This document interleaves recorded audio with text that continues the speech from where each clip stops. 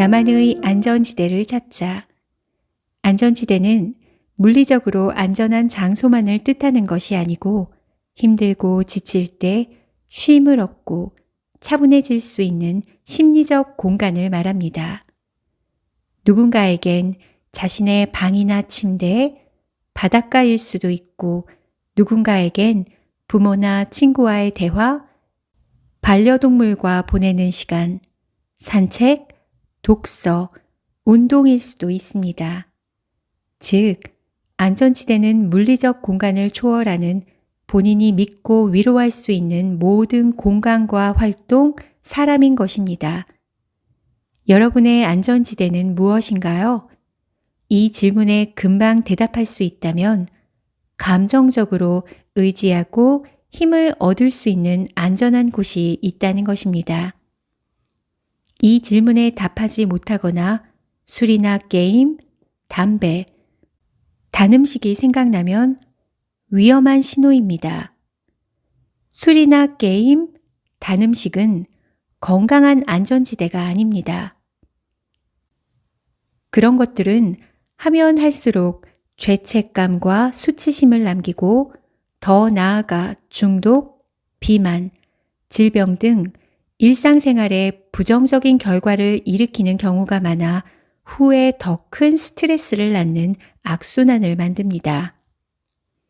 나만의 안전지대가 떠오르지 않는다면 자신이 언제 가장 즐겁고 행복한지 생각해 보시기 바랍니다.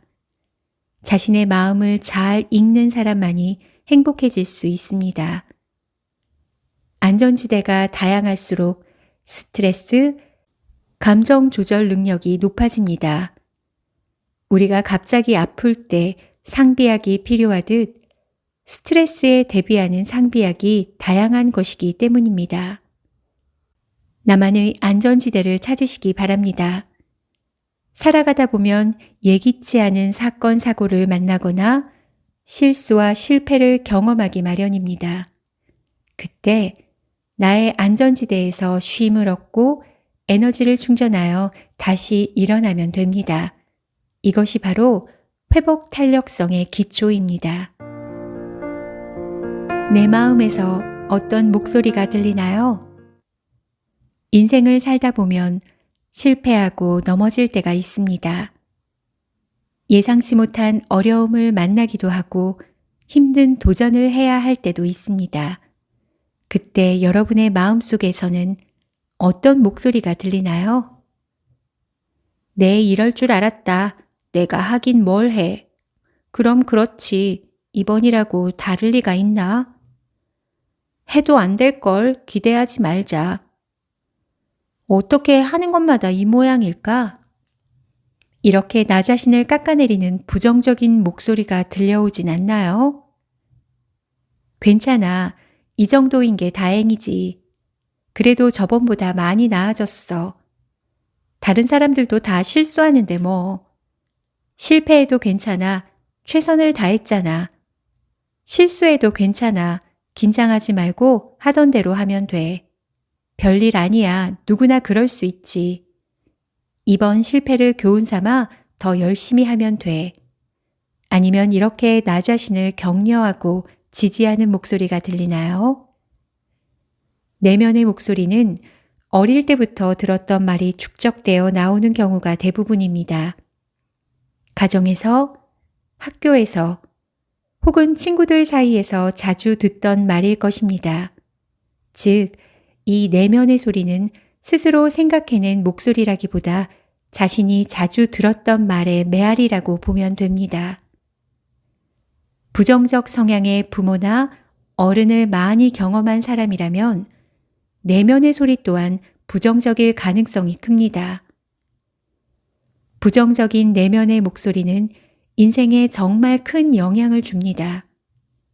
일종의 암시, 최면 효과가 있어 부정적인 생각대로 이루어지는 경우가 많습니다. 내면에서 부정적인 목소리를 자주 듣는다면 나 자신에게 격려와 응원을 보내는 연습을 지속적으로 해야 합니다. 앞서 언급했듯 부정적인 말을 상쇄하기 위해서는 대여섯 배의 긍정적인 언어가 필요합니다. 과거 수십 년 동안 들었던 부정적인 메아리를 긍정적의 메아리로 바꾸는 과정은 어려울 것이고 긴 시간 노력해야 할 것입니다. 좋은 책이나 좋은 사람들과의 만남으로 스스로를 격려하고 다독이는 연습을 통해 내면의 목소리를 긍정적으로 바꾸길 바랍니다. 이젠 상처도 아픔도 모두 나의 인생. 상처가 있어야만 만들어지는 아름다운 보석, 진주. 가장 좋아하는 보석을 꼽으라고 하면 나는 진주를 이야기할 것이다. 유행을 타지 않고 튀지도 않으면서 여성스러움과 우아함을 표현할 수 있기 때문이다. 거기다 진주는 나의 탄생석이기도 하고 다른 보석과 달리 살아있는 생명체에서 만들어진다는 것이 너무 좋다. 진주는 조개가 상처를 입어야 만들어진다. 그 상처를 치료하고자 오랜 시간 동안 품어내는 물질로 만들어지는 것이다. 그렇게 만들어진 진주는 동글동글 부드럽지만 단단하고 아름다운 보석이 된다. 이 탄생 과정은 내게 큰 영감을 준다. 모든 조개가 상처를 입는다고 진주를 만들어내는 것은 아니다. 미생물이나 이물질의 침입으로 죽는 조개가 훨씬 많다. 사람의 인생도 비슷한 것 같다. 자신의 상처와 어려움을 잘 극복한 사람은 내면에 쓸데없는 응어리가 없어서 마음이 편안하다. 그래서 진주처럼 주변 사람들과 둥글둥글하게 지낼 수가 있다. 누군가에게 휘둘리거나 상처받지 않는 단단한 마음을 가지게 된다. 결국 포용력 있는 사람이 될 수밖에 없다. 반대로 상처와 고난으로부터 회복하지 못한 사람은 자신의 고난이나 어려움에 매몰되어 시야가 매우 좁아져서 상처를 더 잘 받는 사람이 되기도 한다. 심하게는 자신의 상처가 여전히 아프기 때문에 오히려 이기적인 사람이 된다. 그래서 다른 이의 어려움에 공감하지 못한다. 뭐 그런 일로 힘들어해? 난 더한 일도 겪었어. 라는 심증의 태도와 무심함은 다른 사람들에게 알게 모르게 상처를 주기도 한다. 이런 사람들 곁에 가까이 있는 사람은 심한 상처를 받고 떠나거나 관계가 꼬여버린다. 결국 본인의 삶을 더 비극적으로 만드는 셈이다. 나 또한 나의 상처가 부끄럽고 너무 싫었던 적이 있었다. 비슷한 또래에 잘 나가는 사람들을 보면 마음 한구석에서 나도 사랑받고 컸으면 인정받고 자랐으면 훨씬 더 훌륭한 사람이 될 수 있었어 라는 원망의 목소리가 들렸다. 그러나 지금은 아니다. 어린 시절의 아픔과 상처가 행복한 가정에 대한 어마어마한 간절함을 만들어냈고 그 간절함은 지금의 내가 배우고 애쓰게 한 원동력이 되었기 때문이다. 나의 결핍 덕분에 더 나은 아내, 더 나은 엄마가 될 수 있었다. 그 결핍 덕분에 날마다 매우 신중할 수 있었고 배운 것을 날마다 실천하며 살았다. 나의 상처와 불안 덕분에 마음 공부를 하기 시작했고 지금은 나 자신을 다루는데 능한 사람이 되었다. 물론 그 시간은 매우 지루하고 힘들었지만 조개가 상처를 치료하듯이 오랜 세월 내면을 돌아보고 상처를 치유하며 불안을 다스릴 수 있게 되었다. 이런 과정이 없었다면 나의 기질과 유년 시절의 경험 때문에 훨씬 더 심각한 정신질환으로 고생했을 것이다.